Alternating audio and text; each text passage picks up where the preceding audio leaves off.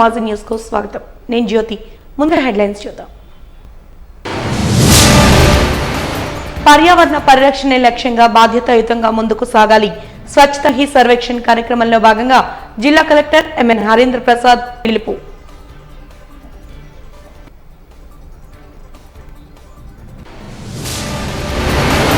ఆదర్శ భావాలు గల గురజాడ వారసులు నేటి సమాజానికి అవసరం.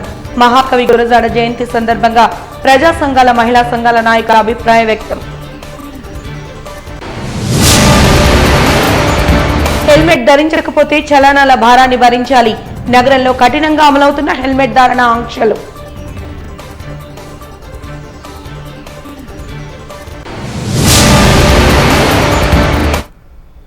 ఇక వివరాల్లోకి వెళ్తే వైద్య రంగంలో నియమ నిబంధనలు ఖచ్చితంగా అమలు చేసి మధ్యతరగతి దిగువ మధ్యతరగతి వారికి మెరుగైన ఆరోగ్య సేవలను అందించే దిశగా వైద్య మేధావులు డాక్టర్లు కృషి చేయాలని విశాఖ ఎంపీ శ్రీభరత్ పిలుపునిచ్చారు. విశాఖలోని ఓ ప్రైవేటు ఫంక్షన్ హాల్లో నిర్వహించిన ఫిజిషియన్స్ ఆఫ్ ఇండియా వార్షిక సమావేశంలో ఆయన ముఖ్య అతిథిగా పాల్గొని ప్రసంగించారు. ప్రసంగం అనంతరం ఎంపీ శ్రీభరత్ మీడియాతో మాట్లాడుతూ ప్రస్తుత కాలంలో వైద్యం అంతా ఖరీదైనదని ఆవేదన వ్యక్తం చేశారు. వైద్య రంగంలో ఉన్న ప్రముఖులు మేధావులు మన రాష్ట్రంలో వైద్య ఖర్చులను తగ్గించి పేదవారికి సైతం మెరుగైన ఆరోగ్య సేవలను అందించే దిశగా ప్రయత్నాలు జరగాలని కోరారు. ఇదే విషయాన్ని వైద్యుల వార్షిక సదస్సులో ప్రస్తావించినట్లు తెలిపారు. హాస్పిటల్ ఏర్పాటుకు ప్రస్తుతం కొన్ని నియమ నిబంధనలను సడలించినట్లు పేర్కొన్నారు. అయినప్పటికీ వైద్య రంగంలో ఉన్న దొంగలను నిలువరించేందుకు వినూత్న విధానాలను ఆచరణలోకి తీసుకొచ్చే విధంగా ఆలోచన చేస్తున్నామని తెలిపారు.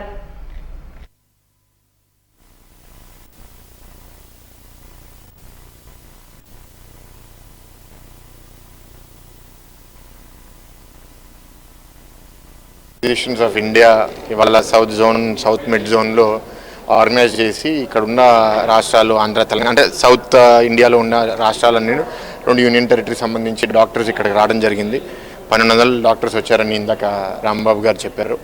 వాళ్ళతో ఈ విద్యలో వైద్య విద్యలో అండ్ వైద్య రంగంలో ఉన్న సమస్యల గురించి గత 20-30 ఏళ్ళుగా అది దాంట్లో వచ్చిన కొన్ని విషయాల్లో ఎట్లా దిగజారింది, కొన్ని విషయాల్లో ఎట్లాంటి సమస్యలు వచ్చినాయి, దాన్ని మనం ఎట్లా మార్చాలి అని విశ్లేషిస్తూ మాట్లాడడం జరిగింది.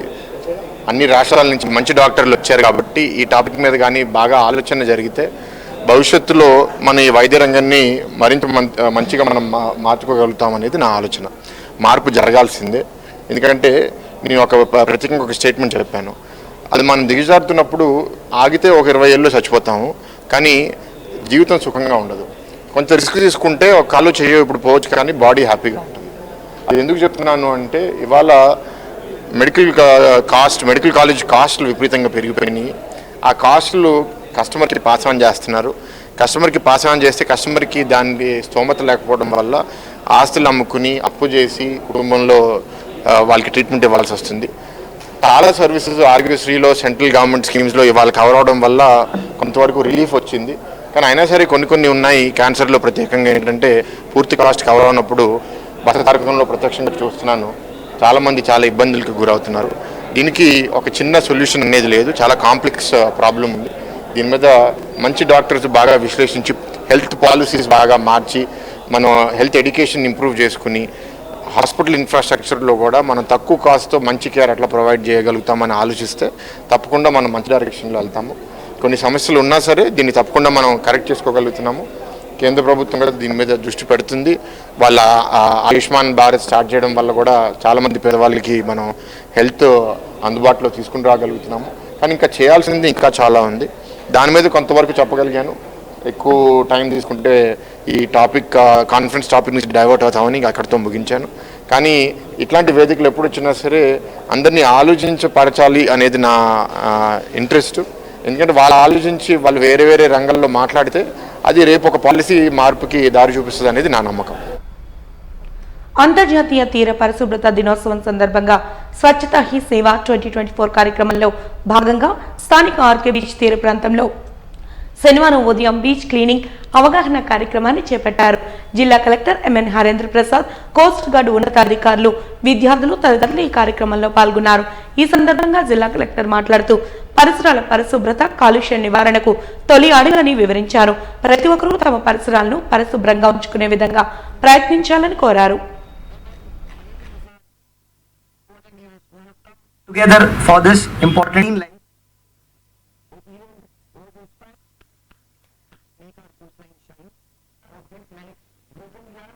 मेटल स्क्रेप कोई नौकरी आप सबके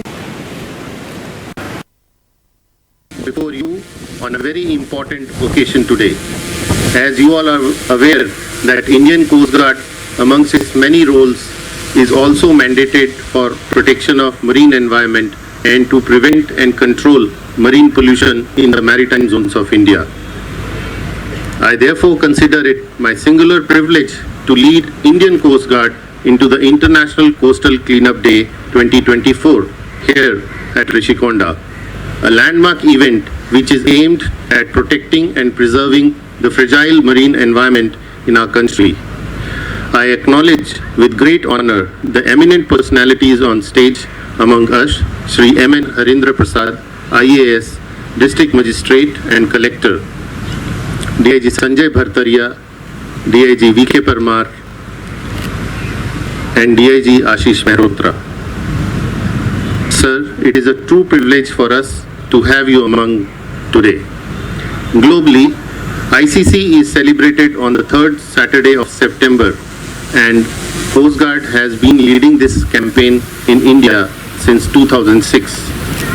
Along the beach cleaning, Coast Guard has also conducted plantation of about 1,500 trees in the Coast Guard establishments. It is also notable that use of single plastic is totally prohibited in the Coast Guard establishments. For spreading awareness amongst countrymen pan-India, events like bike rallies, community interaction programs with fisher folk and coastal populace, lectures in schools and colleges, and other mass interaction events have also been conducted in line with the Swachh Bharat vision of its many important roles is also mandated for protection of the maritime environment and also to prevent and control the marine pollution in the maritime zone of India. I thank Indian Coast Guard for spreading awareness amongst the countrymen across India for this national mission of eradicating plastic waste from our fragile coastline. As stated by Shri Rajesh Mittalji, we need an urgent step to tackle this menace of marine pollution. The city of Visakhapatnam has always risen to the occasion, and its citizens have made it among the top cities in terms of Swachh Sarvekshan. The citizens of Visakhapatnam are also very much aware of their responsibilities and are actively involved in abatement drives conducted for avoiding pollution. Indian Coast Guard is present all along the coastal areas, and as part of their environment awareness campaign has well amalgamated Honorable Prime Minister's Swachhta Hi Seva campaign. And as you all know, this campaign for this year is basically three-pronged. One, Sampurna Swachhta, which is targeting those units, those places which have always been polluted, like garbage dump or a wastewater pool, which has to be targeted. And with the help of GVMC, we have identified 83 such cleanliness target units, and in a drive mode, we will be completing the cleanliness drive before the 2nd of October. And as a second limb, this program looks at the welfare of the sanitary workers who are our kith and kin, who are Tirumala laddu అంశాన్ని ముఖ్యమంత్రి చంద్రబాబు రాజకీయం చేస్తున్నారని YCP నేత బొత్స సత్యనారాయణ మండిపడ్డారు. ఈ మేరకు లాసెన్స్ బే colony party కార్యాలయంలో విలేకరుల సమావేశంలో ఆయన మాట్లాడుతూ దేవుణ్ణి రాజకీయాలకు వాడుకోవడం చంద్రబాబుకు అలవాటేనని విమర్శించారు. లడ్డు అంశంపై విచారణ జరిపించాలని, విచారణలో వాస్తవాలు వెలుగు చూసిన తర్వాతే మాట్లాడాలని చెప్పారు.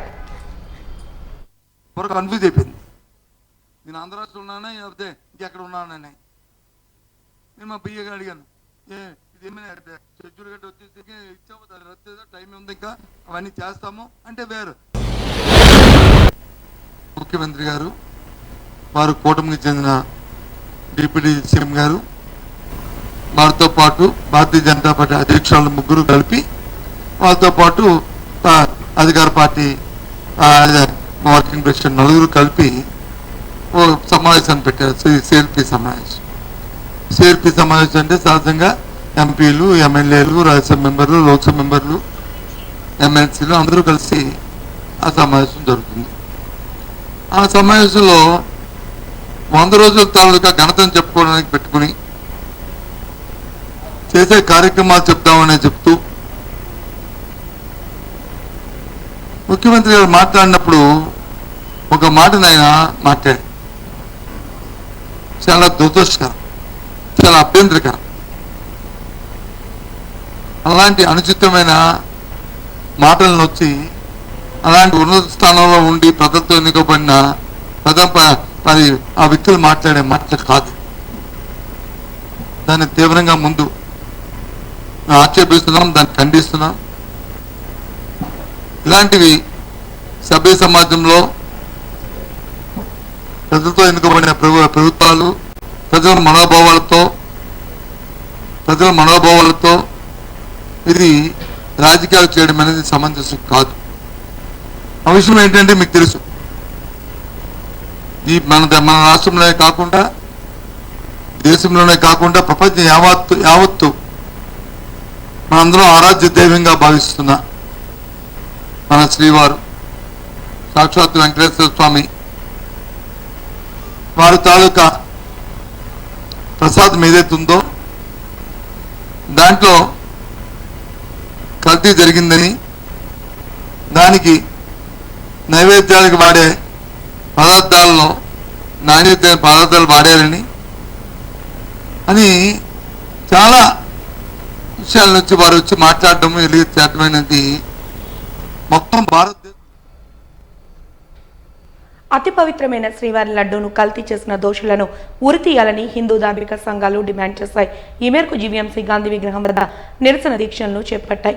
ఈ సందర్భంగా వారు మాట్లాడుతూ హిందువులు కలియుగ ప్రత్యక్ష దైవం తిరుమల శ్రీ వెంకటేశ్వర స్వామి అని సాక్షాత్తు ఆయన ప్రసాదాన్ని కల్తీ చేసిన దోషులను ఉపేక్షించకూడదన్నారు. ఏకంగా ముఖ్యమంత్రి నారా చంద్రబాబు నాయుడు కల్తీ జరిగిందని చెబుతున్నప్పుడు దోషులను శిక్షించేందుకు జాప్యం ఎందుకని ప్రశ్నించారు. అనంతరం ప్లకార్డులను ప్రదర్శిస్తూ నినాదాలను చేస్తూ నిరసన కొనసాగించారు. హిందువులకి అత్యంత పరమ పవిత్రమైన తిరుమల క్షేత్రంలో దేవుడిని ఎంత పవిత్రంగా చూస్తారో, ఎంత పూజనీయంగా చూస్తారో అంతే పవిత్రంగా చూసే లడ్డూ ప్రసాదంలో హిందువులు తల్లిగా భావించే గోవుకి సంబంధించిన కొవ్వుతోటి తయారు చేసిన నెయ్యిని, దాంతో తయారు చేసిన లడ్డూలు, ఇతర ప్రసాదాలని దేవుడికి నివేదన చేశారంటే ఇంతకన్నా దుర్మార్గమైన విషయం ఇంకోటి ఉండదు. స్వయంగా ముఖ్యమంత్రి చంద్రబాబు నాయుడు గారే ఈ విషయాన్ని బయటపెట్టారు. కాబట్టి రాష్ట్ర ప్రభుత్వం ఎవరైతే దీనికి బాధ్యులుగా ఉన్నారో వాళ్ళందరి మీద కఠిన చర్యలు తీసుకోవాలి. హిందూ సమాజం తరపున మేము కోరుతున్నాం, ఖచ్చితంగా అటువంటి వాళ్ళందరినీ ఉరి తీయాలి. మీరు గనక ఉరి శిక్ష వేయడానికి ఈ ప్రభుత్వం సిద్ధపడితే ఆ ఉరి శిక్షకి తలారిగా పనిచేయడానికి హిందూ సంఘాలుగా మేము సిద్ధంగా ఉన్నాం.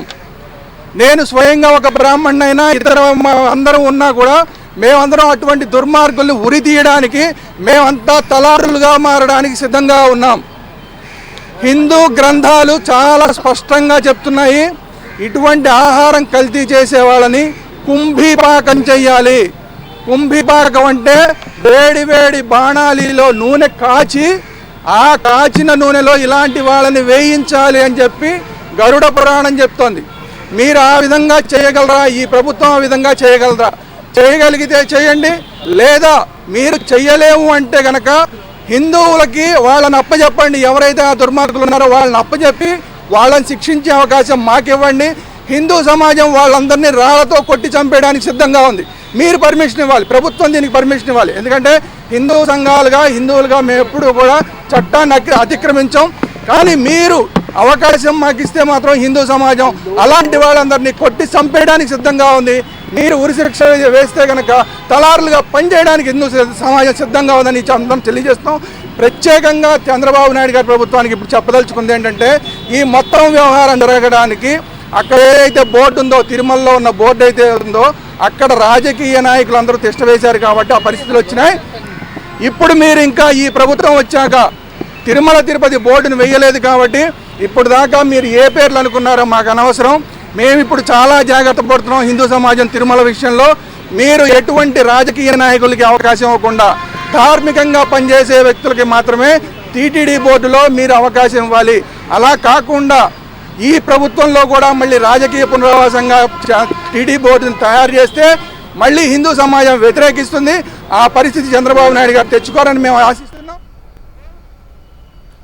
ఆధునిక కవి, సంఘ సంస్కర్త, మహాకవి గురజాడ అప్పారావు 162వ జయంతి సందర్భంగా ఆర్టీసీ కాంప్లెక్స్ వద్ద ఉన్న ఆయన విగ్రహానికి పూలదండలు వేసి నివాళులర్పించారు ప్రజా సంఘాల నాయకులు. ఈ కార్యక్రమంలో ఐద్వా, పిఎన్ఎం, డివైఎఫ్ ప్రజా సంఘాల ఆధ్వర్యంలో దేశభక్తి గేయాలాపన కార్యక్రమాన్ని నిర్వహించారు. ఈ కార్యక్రమాన్ని ఉద్దేశించి వక్తలు మాట్లాడుతూ గురజాడ అప్పారావు రాసిన దేశభక్తి గేయం నేటికి సజీవంగా ఉందన్నారు. ఆ దేశభక్తి గేయాన్ని తూచా తప్పకుండా అందరూ పాటిస్తే దేశం చాలా అభివృద్ధి పదంలో ముందుకు పయనిస్తుందన్నారు. దేశం అంటే మట్టి కాదోయ్, దేశం అంటే మనుషులోయ్, సొంత లాభం కొంత అనుకుని పొరుగు వారికి తోడుపడబోయ్, మతములన్నీ మాసిపోవును, జ్ఞానం ఒకటే నిలిచి ఉండును అనేది చాలా మంచి సూక్తని తెలిపారు. కన్యాశుల్కానికి వ్యతిరేకంగా, బాల్య వివాహాలకు వ్యతిరేకంగా సంఘ సంస్కరణ ఉద్యమం చేపట్టారని గుర్తు చేశారు. బాలికలకు విద్యా అవకాశాలు కల్పించాలని కోరారు. శ్రీ గురజాడ అప్పారావు గారి 162వ జయంతి ఈ రోజు ఇక్కడ విశాఖపట్నంలో ఉన్న ఆర్టీసీ కాంప్లెక్స్ వద్ద గురజాడ విగ్రహం దగ్గర ఐద్వా, డివైఎఫ్ఐ, పిఎన్ఎం ఆధ్వర్యంలో ఇక్కడ ఈ జయంతి కార్యక్రమం అనేది జరుగుతుంది. 162 సంవత్సరాలు అయినప్పటికీ కూడా గురజాడ గారు 130 సంవత్సరాల కిందట దేశభక్తి గేయం ఏదైతే ఉందో అది ఈ రోజుకి కూడా సజీవంగానే ఉంది. దీనిని ఇప్పుడున్న పరిస్థితుల్లో ఖచ్చితంగా అందరూ కూడా, ప్రతి పౌరులు కూడా అమలు చేయాల్సిన బాధ్యత అనేది ఉంది అని చెప్పేసి అన్నది ఈరోజు తెలియజేస్తున్నాం. 130 సంవత్సరాల కిందట దేశం అంటే మట్టి కాదు, దేశం అంటే మనుషులోయ్, అలాగే చెట్టపట్టాలు వేసుకొని దేశస్తులంతా నడవవలెనోయ్ అని చెప్పారు. అన్నదమ్ముల వలన జాతులు మతములన్నయు మెలగవలెనోయ్ అని చెప్పారు. సొంత లాభం కొంత మానుకొని పొరుగు వానికి తోడ్పడవోయ్ అని చెప్పారు. ఇది ఈ రోజుకి కూడా సజీవంగా ఉంది అని చెప్పేసి అన్నది తెలియజేస్తున్నాం. ముఖ్యంగా బీజేపీ అధికారంలోకి వచ్చిన తర్వాత మన భారతదేశం భిన్నత్వంలో ఏకత్వం, ఈ భిన్నత్వంలో ఏకత్వం దాన్ని ఆ రోజు అందరూ కూడా అన్నదమ్ముల వల్లనే అందరూ కూడా చట్టపట్టాలు వేసుకొని బ్రిటిష్ వాడిని వెళ్ళగొట్టే దాంట్లో మొత్తం దేశస్తులంతా కూడా ఒకటిగా నిలిచి ఆ రోజు స్వతంత్ర పోరాటం నిర్వహించారు. స్వతంత్రాన్ని మనం సాధించుకున్నాం. కానీ ఈ రోజు బీజేపీ అధికారంలోకి వచ్చిన తర్వాత ఈరోజు హిందువులు తప్ప ఎవరు ఉండకూడదని చెప్పేసి చెప్పడం అనేది జరుగుతూ ఉంది. కానీ ఆ రోజు ఆ రకంగా అనుకొని ఉంటే ఈరోజు మన భారతదేశానికి స్వతంత్రం వచ్చి ఉండేది కాదు. అలాగే ఈరోజు సమతా ధర్మం కావాలి అని చెప్పేసి అందరూ కూడా ఈరోజు ప్రతి ఒక్కరు కూడా అభ్యుదయ భావాలు ఎవరైతే ఉన్నారో, లౌకిక భావాలు కలిగిన వాళ్ళు ఎవరైతే ఉన్నారో, ఈ దేశం అంతా కూడా సస్యశ్యామలంగా ఉండాలి, స్వావలంబన సాధించాలి అని చెప్పేసి ఎవరైతే కోరుకుంటున్నారో వాళ్ళందరూ కూడా సమతా ధర్మాన్ని కోరుకుంటున్నారు. కానీ ఈరోజు బీజేపీ సనాతన ధర్మం అని చెప్తుంది. మరి సనాతన ధర్మం అని అంటే ఈరోజు కూడా బాల్య వివాహాలు ఉండాలి. సనాతన ధర్మం అంటే సతీసాగమని ఈ రోజు కూడా ఉండాలి. కానీ ఆ రోజు 130 సంవత్సరాల కిందట గురజాడ అప్పారావు గారు భారతదేశంలో ఉన్న పిల్లలందరికీ కూడా బాల్య వివాహాలు నిషేధించాలి, పురుషులతో సమానంగా స్త్రీలు కూడా యుక్త వయసు వచ్చిన తర్వాత వివాహాలు జరపాలి, అలాగే సతీ సగమనానికి వ్యతిరేకంగా కూడా ఆ రోజు సంఘ సంస్కర్తలు గురజాడ అప్పారావు గారు, అలాగే రాజా రామ్మోహన్ రాయ్ గారు లాంటి వాళ్ళు ఆ రోజు స్త్రీ ఉద్ధరణ కోసం పోట్లాడారు. కాబట్టి ఈ రోజు మహిళలు పురుషులతో సమానంగా ఈ రోజు అన్ని రంగాల్లో దూసుకు వెళ్తున్నారు అని చెప్పేసి అన్నది. అలాగే గురజాడ అప్పారావు గారు ఆధునిక మహిళ చరిత్రను పునర్లిఖిస్తుందని చెప్పారు. మరి ఈరోజు అందరూ రాష్ట్రపతులు అవుతున్నారు, మహిళలు ప్రధానమంత్రులు అవుతున్నారు. ఇటీవల ప్రతిపక్ష నేత రాహుల్ గాంధీ చేసిన దేశ వ్యతిరేక వ్యాఖ్యలకు నిరసనగా భారతీయ జనతా పార్టీ ఆధ్వర్యంలో జీవీఎంసీ గాంధీ విగ్రహం వద్ద మహాధర్నా కార్యక్రమాన్ని చేపట్టారు. ఈ కార్యక్రమానికి బీజేపీ నాయకులు మేడపాటి రవీంద్ర అధ్యక్షత వహించగా బీజేపీ శ్రేణులు పాల్గొని కాంగ్రెస్ పార్టీకి వ్యతిరేకంగా నినాదాలు చేశాయి. ఈ సందర్భంగా బీజేపీ నాయకులు మేడపాటి రవీంద్ర మాట్లాడుతూ ప్రతిపక్షాల మీద అధికార పక్షం మీద విమర్శలు చేయడంలో తప్పు లేదని స్పష్టం చేశారు. కానీ భారతదేశ ఖ్యాతిని విదేశాలలో తప్పు పట్టించే విధంగా విమర్శలు చేయడం సరికాదని సూచించారు.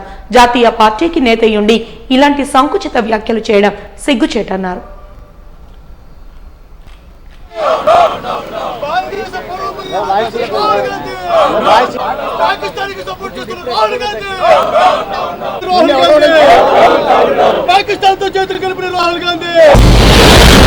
ప్రపంచం అంతా విస్తుపోయేలా రాహుల్ గాంధీ కాంగ్రెస్ నాయకుడు, యువ నాయకుడు, మన భారతదేశ పరువును విదేశీ గడ్డపై ఏ విధంగా తీశాడో మొత్తం ప్రపంచం అంతా చూస్తూ ఉంది.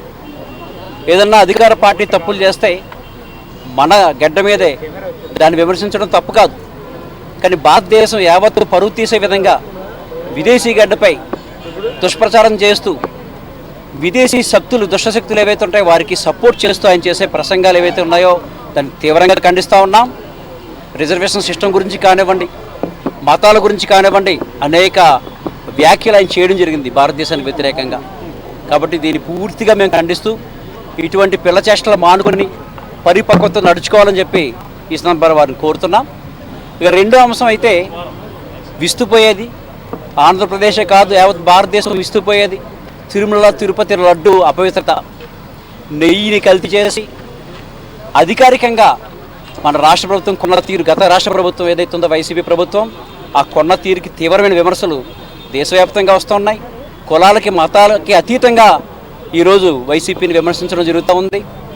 ఎంత హిందువుల మనోభావాన్ని దెబ్బతీసే ఇటువంటి చర్యలు పూర్తిగా తప్పుడు నిర్ణయాలు తీసుకున్నందుకు వారిని తీవ్రంగా ఖండిస్తూ ఉన్నాం. నిజంగా ప్రజలు ఎంత అమాయకులు అంటే హిందువులు అలాంటి అపవిత్రత తెలుసుకోలేని స్థితిలో ఈరోజు ఉన్నామంటే ఎంత ఘోరంగా జరిగిందో అర్థమైంది. అలాగే ఆంధ్రప్రదేశ్ విడిపోయిన తర్వాత, తెలంగాణ ఆంధ్ర విడిపోయిన తర్వాత ఫుడ్ టెస్టింగ్ సరైన ల్యాబ్ లేకపోవడంతో తిరుమల వెంకన్న లడ్డు నెయ్యి వ్యవహారంతో రాష్ట్రంలో ప్రముఖ దేవాలయాలలో ప్రసాదాలు, సరుకుల కొనుగోళ్ల అంశంపై కూడా పలు అనుమానాలు, అపోహలు షికార్లు చేస్తున్నాయి. ఈ నేపథ్యంలో భీమునిపట్నం శాసనసభ్యుడు గంటా శ్రీనివాసరావు తన నియోజకవర్గ పరిధిలోని సింహాచల దేవాలయాన్ని శనివారం సందర్శించారు. సెంట్రల్ స్టోర్ ప్రసాదాలను తనిఖీ చేశారు. గడిచిన 5 ఏళ్లలో దేవస్థానానికి కొనుగోలు చేసిన సరుకుల వివరాలను అడిగి తెలుసుకున్నారు. రివర్స్ టెండరింగ్ ముసుగులో కల్తీని ప్రోత్సహించారంటూ గత ప్రభుత్వంపై విమర్శలు గుప్పించారు. దేవాలయాల పవిత్రతను దెబ్బతీశారని, భక్తుల మనోభావాలతో ఆడుకున్నారని ధ్వజమెత్తారు. రివర్స్ టెండరింగ్ ముసుగులో వైసీపీ ప్రభుత్వం కల్తీని ప్రోత్సహించిందంటూ గంటా శ్రీనివాసరావు స్పష్టం చేశారు.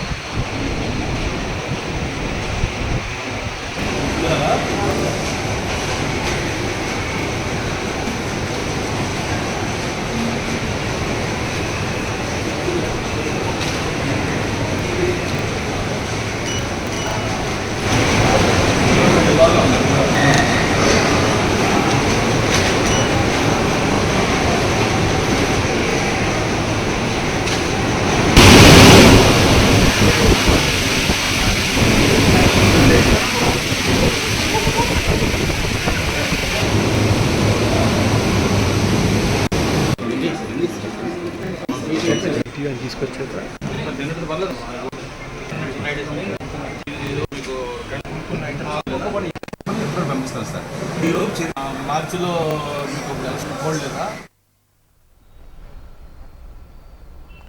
విశాఖ దక్షిణ నియోజకవర్గ మాజీ ఎమ్మెల్యే వాసుపల్లి గణేష్ కుమార్ వ్యాఖ్యలు గర్హనీయమని Janasena Uttarandhra co convener Janasena corporator Mohammed Sadiq పేర్కొన్నారు. సీతంపేట దరి రాజేంద్రనగర్ లో గల జనసేన నగర పార్టీ కార్యాలయంలో శనివారం జరిగిన మీడియా సమావేశంలో ఆయన మాట్లాడారు. ఆంధ్రప్రదేశ్ రాష్ట్రంలో అన్ని పంచాయతీలలో గ్రామ సభల నిర్వహణకు గాను గిన్నీస్ బుక్ ప్రపంచ రికార్డు నమోదు చేశామని తెలిపారు. వాసుపల్లి గణేష్ కుమార్ టీడీపీ జనసేన పార్టీలో చేరడానికి పైరవీలు చేస్తున్నారంటూ ఆరోపించారు. ఈ ప్రయత్నాలు విఫలమవడంతో జగన్ వైవి సుబ్బారెడ్డి మీద పొగడ్తల డ్రామా ఆడుతున్నారంటూ విమర్శలు గుప్పించారు.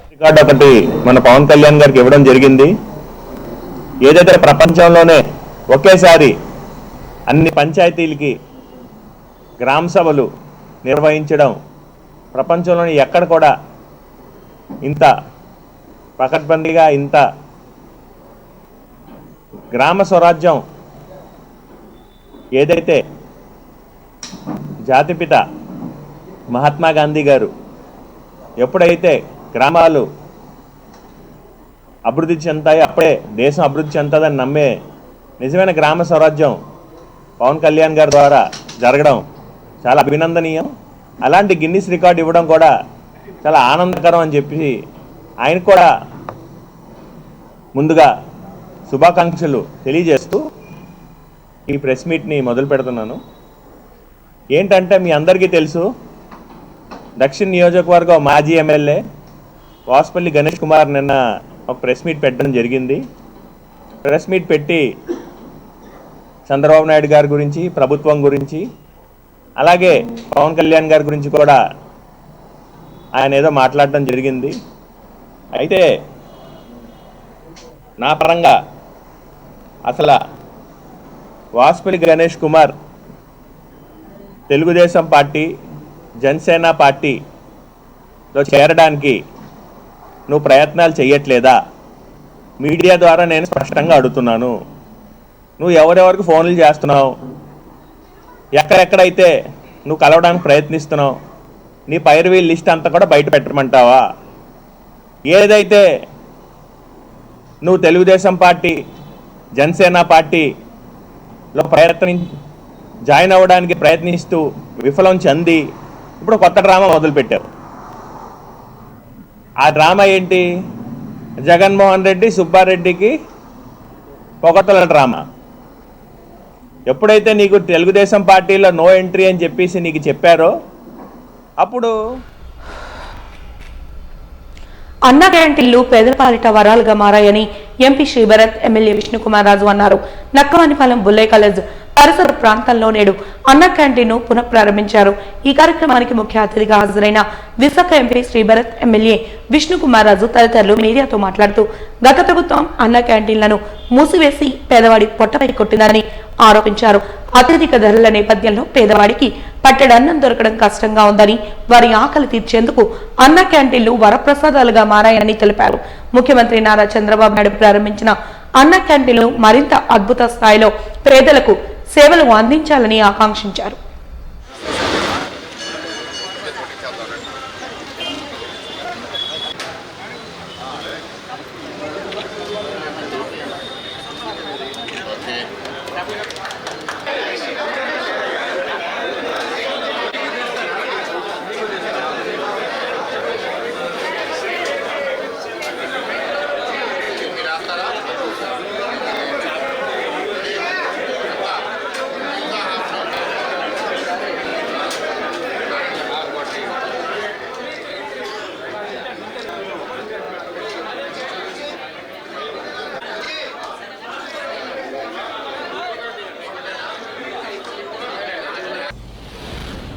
ఈరోజు గౌరవనీయులైన భరత్ గారు, పార్లమెంట్ సభ్యులు, అట్లాగే మిగిలిన టీడీపీ, బీజేపీ, జనసేన నాయకులు, గండి బాబ్జీ గారు అందరూ కూడా రావటం జరిగింది. బుల్లయ్య కాలేజ్ దగ్గర అన్నా క్యాంటీన్ని ఇదివరకు 2014 నుంచి 19 వరకు రన్ చేయడం జరిగింది చంద్రబాబు నాయుడు గారు ఆశీర్వాదాలతో. తర్వాత జగన్మోహన్ రెడ్డి గారు వచ్చిన తర్వాత సర్వనాశనం చేశారు. అన్ని వ్యవస్థల్ని ఏ విధంగా నాశనం చేశారో అదేవిధంగా అన్నా క్యాంటీన్ని కూడా మూయించేసిన ఘనత జగన్మోహన్ రెడ్డి గారికి దక్కుతుంది.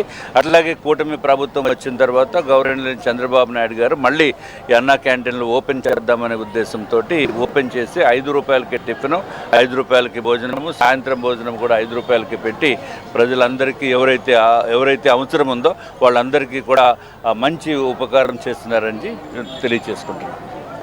ఇది 3వ రోజు అన్నా క్యాంటీన్స్ ప్రారంభించడం. వాళ్ళ బుల్లయ్య కాలేజ్ దగ్గర అన్నా క్యాంటీన్ ప్రారంభిస్తున్నాం. ఇక్కడ 3 వార్డులకు దగ్గరగా ఉన్నది. గత 3 రోజులుగా చెప్తున్నాము, వైఎస్ఆర్సీపీ గవర్నమెంట్లో పేదవాడి కడుపు కొట్టి ఇలాంటి మంచి ప్రోగ్రాం ఆపారు. అండ్ ఈ 5 ఏళ్ళలో ఏదో కొంత చేద్దాం అనుకున్నా కానీ వాళ్ళు ఏమీ చేయలేదు. మేము లాస్ట్ 6 months ఎలక్షన్స్ ముందు కొందరు వాళ్ళ సొంత నిధులతో అన్నా క్యాంటీన్లు స్టార్ట్ చేసి అనేక ప్రాంతాల్లో ఈ సెంటిమెంట్ని కంటిన్యూ చేశారు. ఇవాళ చాలా సంతోషం ఏంటంటే 175 అన్నా క్యాంటీన్లు రాష్ట్ర వ్యాప్తంగా ఈ పార్లమెంట్లో 21 క్యాంటీన్లు స్టార్ట్ అవడము, ఈ కార్యక్రమం చాలా సక్సెస్ఫుల్గా 5 సంవత్సరాలకి వెళ్ళి అక్షయపాత్ర ఫౌండేషన్ దాతల సపోర్ట్తో కూడా చాలామంది పేదవాళ్ళకి కార్మికులకి చేరాలనేది మా కోరిక.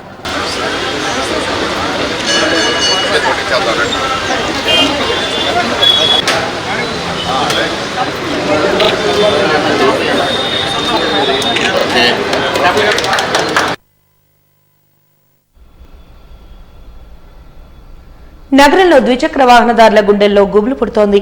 వాహన చోదకులు మాత్రమే కాకుండా వెనక కూర్చున్న వారు కూడా హెల్మెట్ ను తప్పనిసరిగా ధరించాలంటూ ఇప్పటికే కేంద్ర ప్రభుత్వం ఆదేశించిన విషయం తెలిసిందే. ఈ నేపథ్యంలో విశాఖ జడ్జి కోర్టు పరిసర ప్రాంతాలలో ట్రాఫిక్ పోలీసులు హెల్మెట్ ధరించిన వారిని వాహన చోదకులను ఆపి చలానాలు విధిస్తున్నారు. ఈ సందర్భంగా ట్రాఫిక్ పోలీసులు మీడియాతో మాట్లాడుతూ చలానాలు విధించడమే కాకుండా మరింత కఠినంగా ఆదేశాలను అమలు చేస్తే తాత్కాలికంగా లైసెన్సులను కూడా రద్దు చేస్తున్నామని తెలిపారు. ప్రతి ఒక్కరూ హెల్మెట్ ను ధరించి ప్రాణ రక్షణకు సిద్ధంగా ఉండాలని పిలుపునిచ్చారు. అదేవిధంగా ట్రాఫిక్ రూల్స్ ను పాటిస్తూ పోలీసులకు సహకరించాలని కోరారు.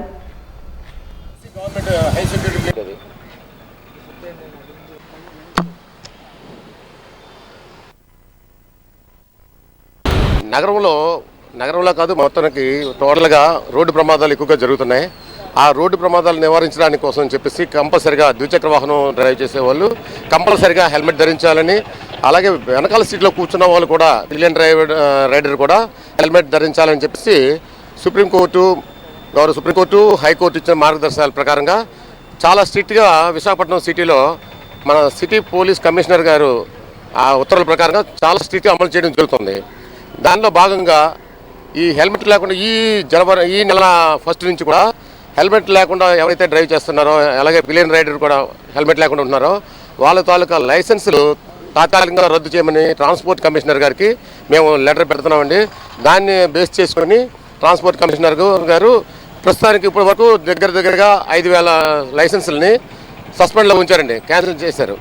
కాబట్టి దయచేసి నగరంలో ఉన్న ప్రజలందరికీ మీ తరఫున విజ్ఞప్తి ఏంటంటే తప్పనిసరిగా ద్విచక్ర వాహనం డ్రైవ్ చేసే వాళ్ళు కంపల్సరీగా హెల్మెట్ పెట్టుకోవాలి, అలాగే కారులో వెళ్ళే వాళ్ళు కంపల్సరీగా సీట్ బెల్ట్ ధరించాలి అని చెప్పేసి మేము పోలీస్ తరఫున మేము విజ్ఞప్తి చేస్తున్నామండి.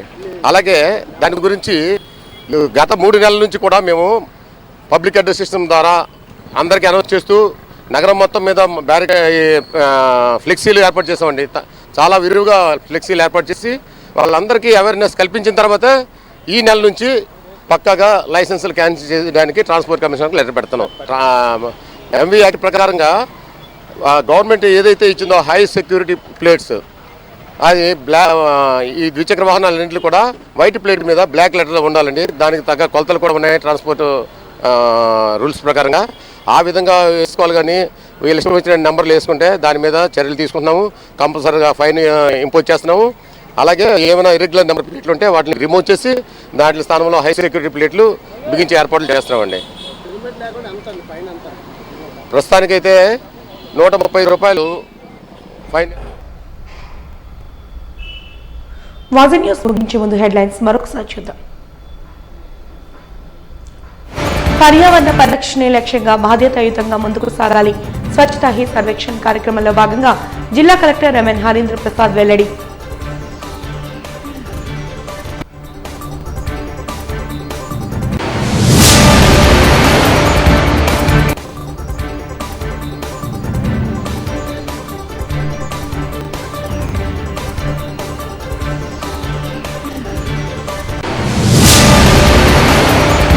హెల్మెట్ ధరించకపోతే చలనాల భారాన్ని భరించాలి. నగరంలో కఠినంగా అమలవుతున్న హెల్మెట్ ధారణ ఆంక్షలు.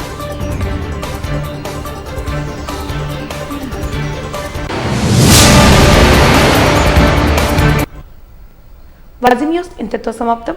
నమస్కారం.